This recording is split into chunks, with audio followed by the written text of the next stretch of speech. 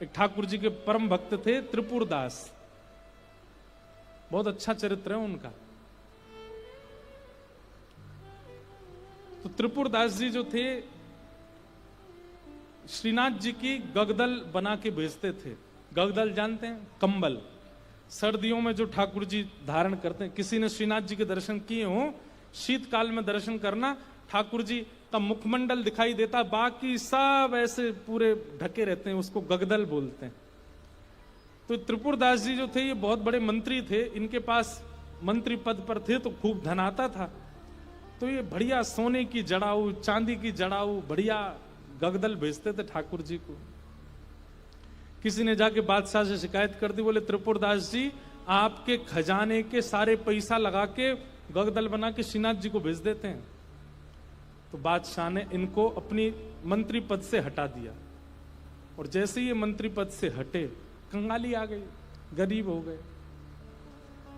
अब इनके पास इतना भी धन नहीं था कि गगदल खरीद के भेज सकें। तो एक लिखने वाली कलम थी इनके पास, वो कलम बेच दी जाकर के, तो उससे 1 रुपया मिला।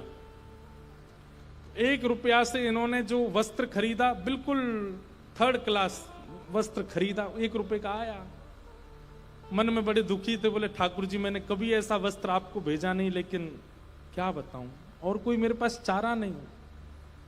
वो वस्त्र खरीद करके और उस पर प्रेम से हृदय से लगा के उस पर बढ़िया सुंदर कुछ रंग रोगन किया, जो जो उन पर उपस्थित था।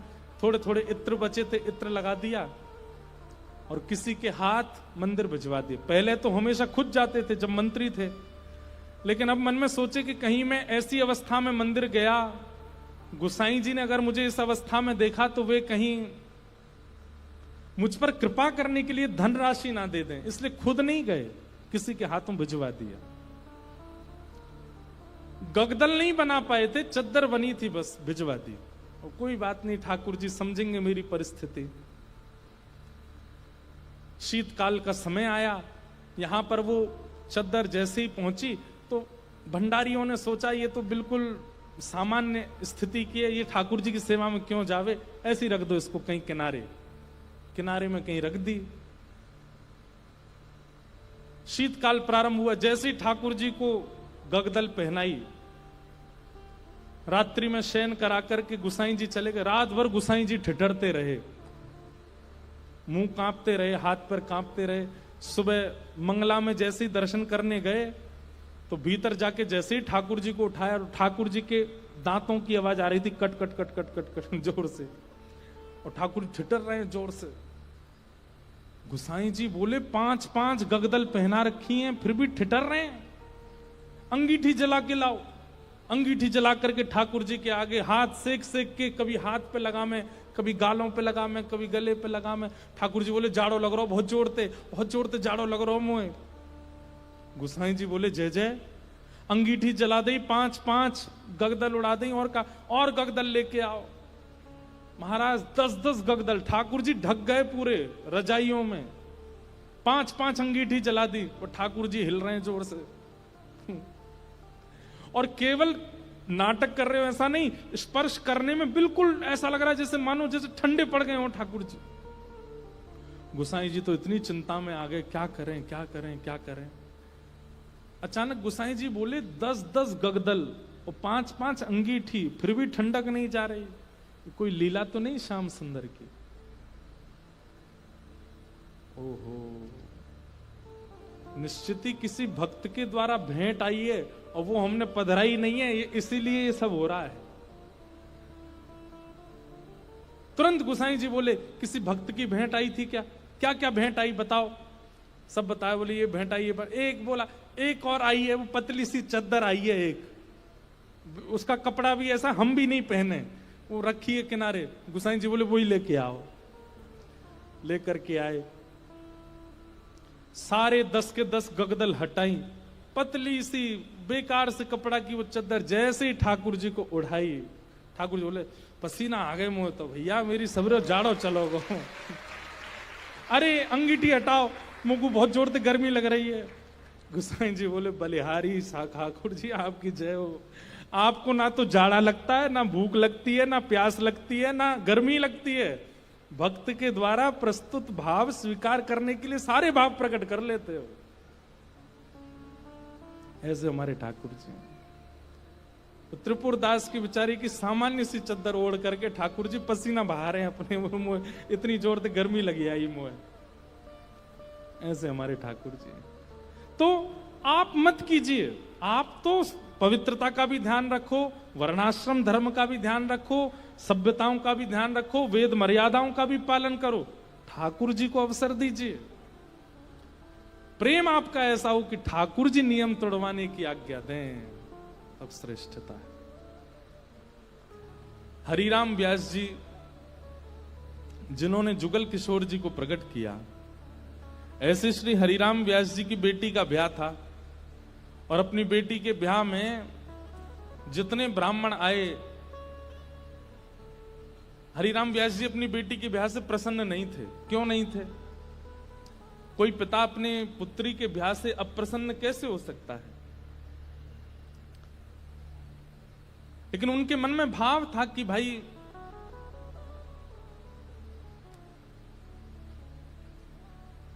वृंदावन से बाहर क्यों जा रही हो? अपनी बेटी से कह रहे थे कि भाग्य होता है तब वृंदावन प्राप्त होता है, और तुम ब्याह करके अपने पति के साथ विदा होकर के वृंदावन से बाहर जा रही हो, ये मुझे अप्रिय लग रहा है। बेटी ने कहा, पिताजी ये तो स्वभाव है कि बेटी को बाहर जाना ही पड़ता है, और बाहर कहां, जहां पति का घर है वहां जाना पड़ेगा। तो हरिराम व्यास जी बोले, तुम्हारे पास दो उपाय हैं। बोले क्या? या तो पति से कहो कि वृंदावन में घर बना ले, या फिर उसी से ब्याह करो जो वृंदावन में रहता हो। पुत्री बोली, पिताजी अब सब बातें हो चुकी हैं और हमें भी जिससे ब्याह हो रहा है वो हमको बड़ा प्रिय है, अब हो जाने दो ब्याह, ठीक है आते रहेंगे वृंदावन। तो इस बात से इतने नाराज हो गए हरिराम व्यास जी कि तुमको व्यक्ति विशेष प्रिय है। अरे हरिराम व्यास जी तो ये तक बोल गए थे कि भाई लंगड़ा हो, वृंदावन का हो तो उससे ब्याह कर लो, कोई गुण ना हो लेकिन वृंदावन का है तो ब्याह करो, क्योंकि वृंदावन रहने को मिलेगा। लेकिन तुम और गुणों को देख करके वृंदावन छोड़ करके जा रही हो, ये तुम्हारा सबसे बड़ा दुर्भाग्य है। तो अपनी बेटी के ब्याह से प्रसन्न नहीं थे, तो हरिराम व्यास जी की पत्नी और बाकी बच्चे बोले, पिताजी को रहने दो नाराज, हम तो ब्याह करेंगे आनंद से। और हरिराम व्यास जी के शिष्य थे ओरछा के राजा मधुकर शाह, उन्होंने पूरी शादी की व्यवस्था की, लेकिन हरिराम व्यास जी की भौएं चढ़ी नहीं। और ज्यादा दुखी तो वे तब हो गए कि उन्होंने एक शर्त रखी, चलो ठीक है ब्याह कर रहे हो तुम, अपनी मर्जी से कर रहे हो, सब ठीक है, लेकिन पहली पंगत वैष्णव जनों को, संत जनों को, रसिक जनों को करानी पड़ेगी। लेकिन जब ब्याह का प्रसंग आता है ना, तो घर के लोग इन सब चीजों पर विश्वास करते नहीं है। घर के सब सदस्य बोले, पहली पंगत तो बारात की होगी। बोले पिताजी ने कहा संतों को कराओ। बोले बोलने दो उनको, तुम तो उन्हीं को करा दो। और रही बात संतों की, तो एक काम करते हैं, पहले ही पूड़ी कचौड़ी जो भी बना है दावत में, पहले ही निकाल करके अलग धर देते हैं, जब संत आएंगे उनको पवा देंगे। हरिराम व्यास जी को ये बात पता चल गई तो इतने नाराज हो गए। उनका एक पद भी है,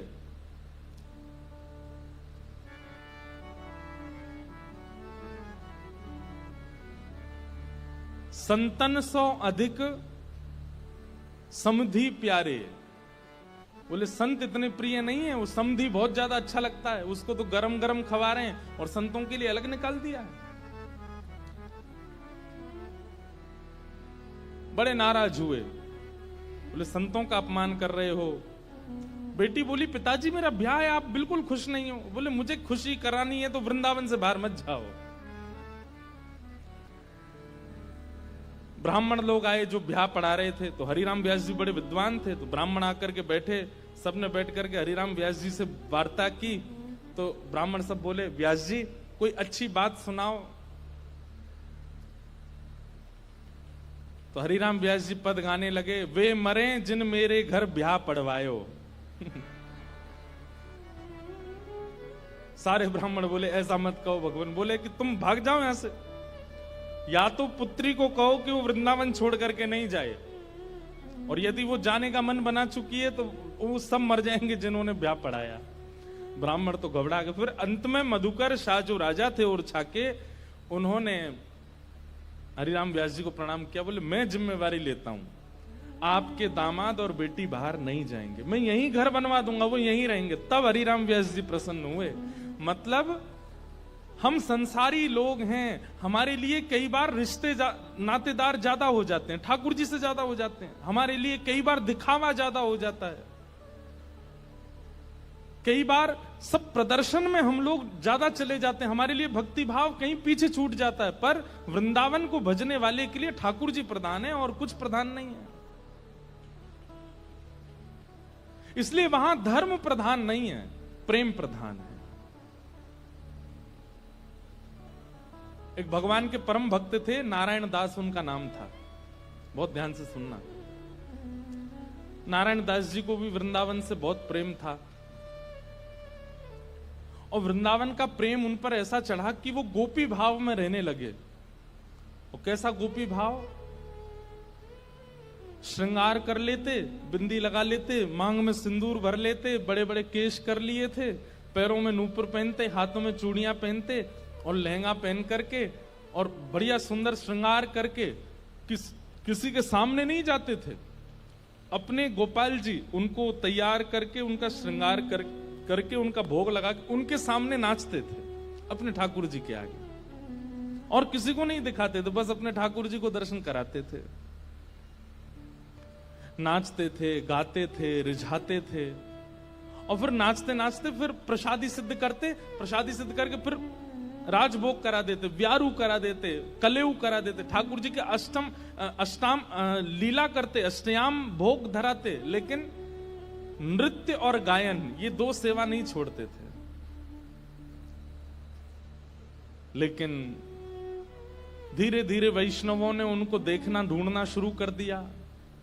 लोग उनकी कुटिया में जाने लगे, तो वैष्णवों को तो वो बैठने देते थे। बोले आप सब तो ठाकुर जी के समान हो, आपके सामने तो मैं नाच सकता हूं। सब लोग इधर देखो, ध्यान से, आवाज आ रही है हमारी? नृत्य कर रहे थे।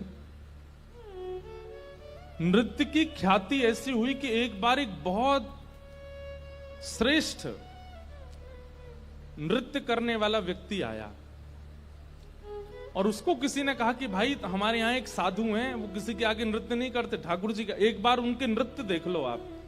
तो बहुत बड़े नृत्य करने वाले ने जब उनका नृत्य देखा तो वो बोला कि महाराज, मैं बड़े बड़े दरबारों में जाकर के नृत्य करता हूं, ऐसा नृत्य मैंने आज तक नहीं देखा।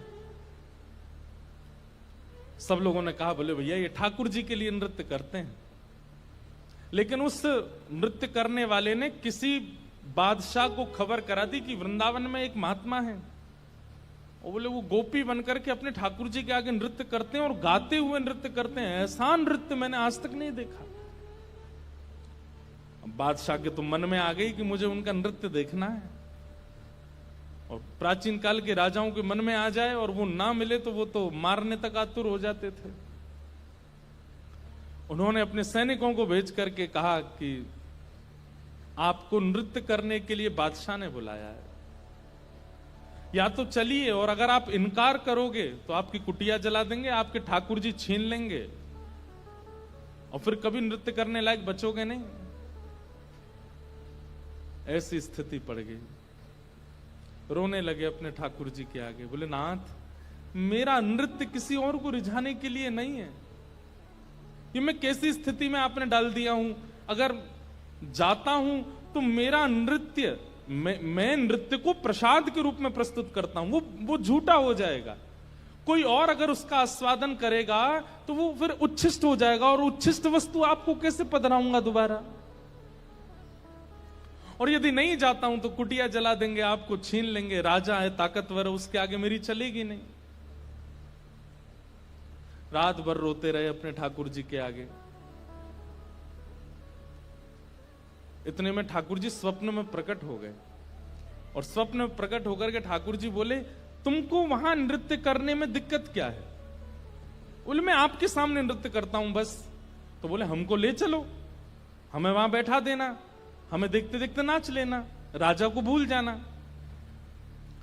तब वो कहते हैं, बोले कि महाराज वो स्थान आपके लायक नहीं है, वो राजा है, वो मांस भी खाता है, मदिरा भी पीता है, ना जाने कैसे कैसे उसके आचरण है, उसका स्थान कैसा है, वहां पर नृत्यांगनाएं आती हैं, ना जाने कैसे कैसे वहां पर व्यवहार होते हैं, वहां मैं अपने ठाकुर जी को लेके नहीं जाऊंगा।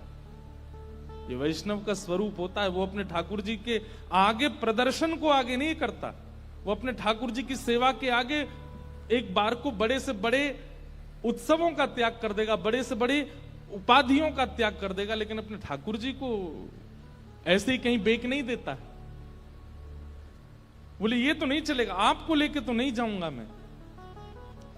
तब भगवान बोले, तो फिर नहीं जाओगे तो ये लोग तुम्हारे कुटिया उजाड़ देंगे। तो फिर वो बोला, आप इतना भी नहीं कर सकते तो फिर काय बात के भगवान, आज तक मैंने आपसे कुछ नहीं मांगा, लेकिन इसका समाधान बताओ मैं कैसे करूं। तब भगवान बोले, देखो तुमने अपनी गली में तुलसी की माला पहनी है और ये तुलसी मेरा ही स्वरूप है, तो तुम मुझे तो नहीं ले जाओगे, लेकिन ये तुलसी माला तो पहन के जाओगे।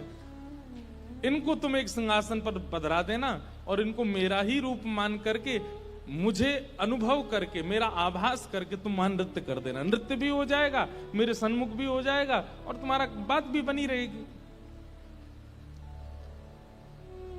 नारायण दास जी बोले, भगवान पक्का ना ये तुलसी आपका ही? बोले, पक्का 110% मेरा ही स्वरूप है, जाओ। नारायण दास जी गए और राजा के यहां जाकर के बोले, महाराज मैंने गले में जो ये माला पहनी है बड़ी तुलसी की, इसके लिए मुझे एक आसन दे दो, मैं इनको पधरा करके फिर नाचूंगा, नहीं तो ये तो विक्षेप डालेंगे। पधरा करके आसन पर और जैसे ही नृत्य करने लगे, उनके मन में कदापि ये भाव नहीं आया कि ये तुलसी हैं, ये केवल माला है, यही सोचने लगे श्याम सुंदर हैं।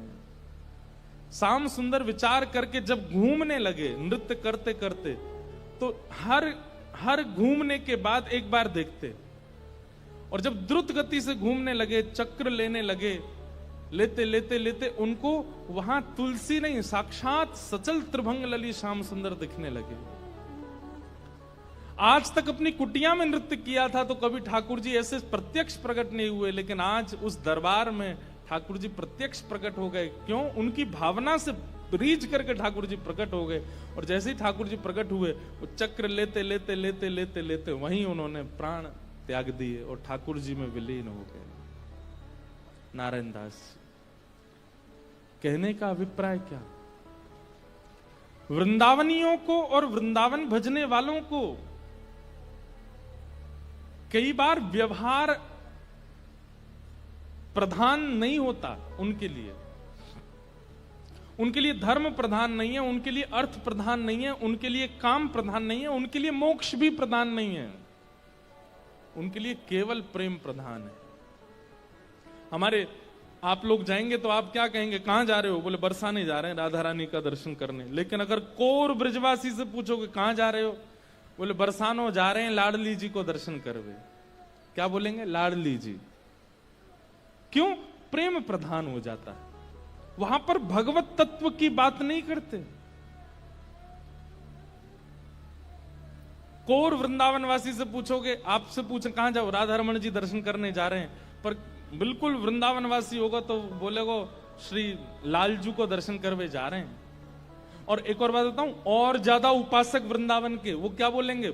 श्री जी को दर्शन करवे जा रहे हैं। श्री जी, हमारे वृंदावन में ठाकुर जी को भी श्री जी बोलते हैं, किशोरी जी को भी श्री जी, ठाकुर जी को भी श्री जी। श्री जी बोलते हैं तो समझो युगल का नाम बोला गया है, अकेली किशोरी जी नहीं है श्री जी। श्री जी माने ठाकुर जी और किशोरी जी दोनों। श्री माने राधा रानी और जी कौन है? बोले लाल जी, श्री जी। वृंदावन में प्रेम प्रधान है, धर्म अर्थ काम और मोक्ष नहीं है।